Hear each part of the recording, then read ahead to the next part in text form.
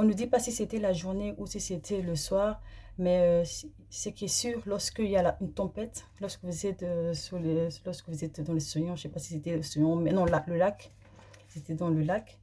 Lorsqu'il y a une tempête, il y a le vent, nous savons que le ciel s'obscurcit.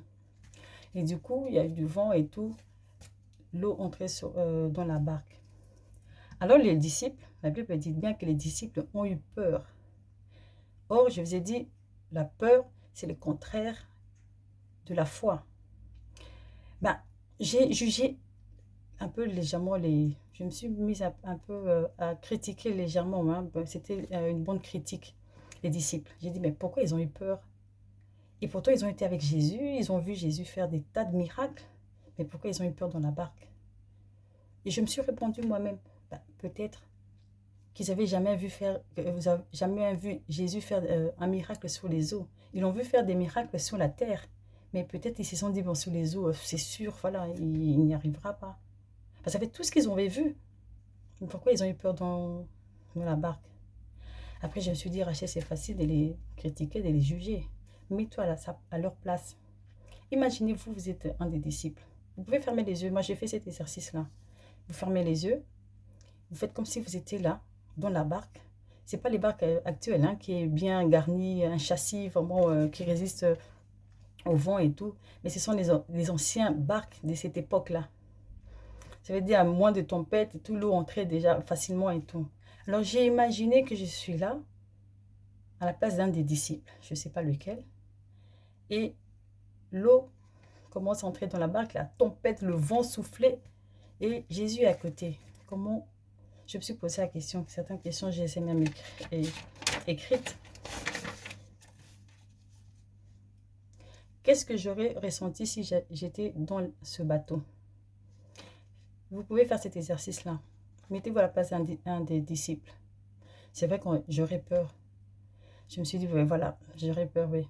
Peut-être moi, j'aurais fait même pire que les disciples. J'allais réveiller Jésus. Jésus, réveille-toi, on va tous mourir, même toi. Hein. Donc prépare-toi, tu vas mourir. Peut-être j'aurais fait agir comme ça. Parce que vous savez, lorsque nous avons peur, on extrapole souvent même les choses. On ne contrôle plus même nos paroles. Ça arrive, oui. Il y a certaines personnes, quand elles ont peur, elles disent n'importe quoi. Moi, j'ai déjà vécu ça, quelqu'un qui avait peur, comme ça, dit n'importe quoi. Et puis, du coup, je me dis, écoute, calme-toi. Et Jésus, quand il se réveille, il dit, de quoi avez-vous peur? Votre foi n'est pas grande.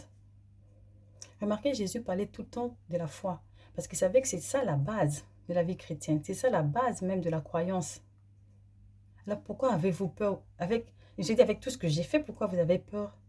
Et lorsqu'il a parlé, il a demandé à l'eau de se calmer et la tempête de se calmer. Ils se sont calmés. Et les disciples étaient étonnés, ils ont dit, punaise, qui est cet homme? Et pourtant, on avait vu faire des miracles. Il dit, même les eaux l'obéissent. Ça veut dire que ils ont su que la terre pouvait l'obéir, mais pas les eaux. Et c'est pour ça qu'il devait aussi mourir. Mais ça, c'est autre sujet. Pour que même la terre lui obéisse, après 3 jours, il devait ressusciter. Alors, Jésus dit, votre foi n'est pas grande. Alors, qu'est-ce que Jésus a voulu que les disciples fassent ou dire, quel geste ils auraient dû faire? Je me suis posé cette question-là. Qu'aurez-vous envie de dire à Jésus lorsque vous êtes dans des situations compliquées, difficiles? Parce qu'aujourd'hui, nous trouvons deux fois comme les disciples dans la même situation. La barque, c'est le monde dont nous vivons. La tempête, le vent, ce sont les situations, les problèmes qui nous arrivent. Et lorsque nous avons ces situations, ces problèmes, qu'est-ce que nous faisons? Nous réveillons Jésus. Parce que Jésus, il est avec nous, et la Bible dit, je serai avec vous jusqu'à la fin du monde. C'est que Jésus est toujours là avec nous. Il a dit, ce sont les promesses que je dis, voilà, les promesses sont là, elles sont spirituelles. Il faut croire pour qu'elles se matérialisent. Jésus est là avec nous tous les jours. Alors, qu'est-ce qu'il aimerait nous entendre dire lorsque nous nous trouvons dans des situations difficiles? On va l'appeler comme les disciples. C'est vrai que les disciples, on va appeler. Pour moi, appeler, c'est invoquer. On invoque le nom du Seigneur et il agit. Mais Jésus a voulu peut-être que les disciples fassent quoi? Moi, selon quand je me suis mise à réfléchir, à raisonner, je me suis dit peut-être Jésus a voulu que les disciples parlent à la tempête et au vent. Jésus a voulu que les disciples déclarent. Parce que je ne sais pas pourquoi il les a reprochés. Parce que le fait de l'avoir réveillé, Jésus sauve-nous. Mais quand ça nous arrive, parce que le fait de dire sauve-nous, ça veut dire qu'ils ont invoqué Jésus d'agir. Nous le faisons souvent. Lorsque nous sommes dans une situation très pénible, très difficile, nous prions, nous invoquons le nom de Jésus. C'est même écrit dans la Bible, invoque-moi, je te répondrai. Mais les disciples ont fait pareil, mais Jésus s'est réveillé. Il les a reprochés parce qu'il a dit leur foi était petite. Alors, qu'est-ce qu'ils auraient dû faire? En lisant ça, j'ai fermé, j'ai dit, bon, ok Rachel, tu as assez blagué. Alors, referme tes yeux. Comment aurais-tu réagi? Mets-toi à la place d'un disciple. Je me suis dit, ok, d'accord Rachel, voilà. Sans doute, j'aurais peur parce que la peur est humaine. Je leur ai quand même réveillé qu'ils voient la situation. Mais là aussi, il me fait la reproche. Ta foi est petite. Ok, c'est pas la bonne réponse. Je me suis dit, ok, d'accord, qu'est-ce que je refais? Qu'est-ce que Dieu attend de moi?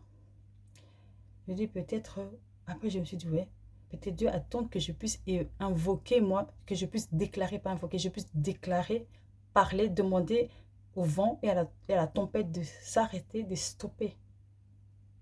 Si je le fais, comment Dieu réagira-t-il? Il va me dire, ta foi t'a sauvé. Tu as déclaré. Peut-être c'est ça que Dieu souvent attend que nous fassions, que nous déclarons, que nous prions, que nous ordonnons aux choses, aux problèmes, aux difficultés, à la maladie, aux maladies, de partir, de nous lâcher.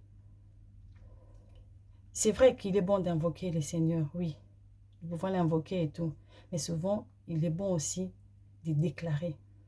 Parce qu'elles sont déjà là, les promesses. Elles sont là, elles sont spirituellement déjà établies, elles existent. Il faut juste mettre votre foi en action pour que ça matérialise. Cette situation m'est arrivée. La même comme les disciples. Je dis la même chose parce que Jésus était avec moi. Parce qu'il a dit, moi je sais ça, mais non, moi toutes les promesses, je la matérialise. Jésus a dit, je suis avec vous, la Bible dit, je suis avec vous jusqu'à la fin du monde. Il m'est arrivé en 2018, je suis allée à Kinshasa. Au retour, moi c'était même pire que les disciples. Je suis montée dans l'avion. Lorsque nous avons décollé, quelques minutes après, l'avion a commencé, il y avait des turbulences pendant 10 à 15 minutes. Et après, l'avion a perdu l'équilibre. Je vous jure, les gens ont commencé à crier.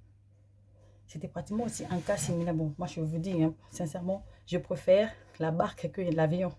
Parce que la barque, tu vas tomber dans l'eau, je préfère me noyer que tomber dans un crash d'avion. L'eau, on peut retrouver ton corps quelque part, mais le crash d'avion, je ne souhaite pas ça à quelqu'un. Et les gens commençaient à crier.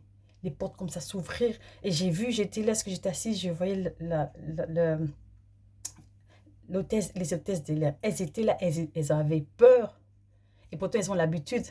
Mais face à certaines situations, tout le monde développe la peur. Il y a l'adrénaline qui monte. Et les gens criaient, les gens commençaient à pleurer. L'avion perdait l'équilibre. Je n'ai pas crié. La première chose, je me suis agrippée sur mon siège. J'ai fermé les yeux. Et j'ai invoqué le nom de Jésus. J'ai fait pareil comme les disciples. J'ai dit, Père, sauve-nous. Sauve-nous. Pense à Royal. J'avais mon fils qui, je crois, à ce moment, il avait 5 ans. Je ne m'appelle plus. J'ai dit, pense à Royal. Il avait 6 ans. J'ai dit, tu ne m'as pas donné cet enfant pour qu'il devienne orphelin. Si c'était le cas, tu aurais dû le laisser lorsqu'il était. Mais pense à Royal. Je ne connais pas les gens qui sont dans cet avion. Je ne connais pas les problèmes qu'ils ont. Je ne connais pas les péchés qu'ils ont. Même moi. Je connais mes péchés à moi, mais les autres, je ne connais pas. Mais s'il faut que tu nous sauves, nous tous, pour Royal, fais-le.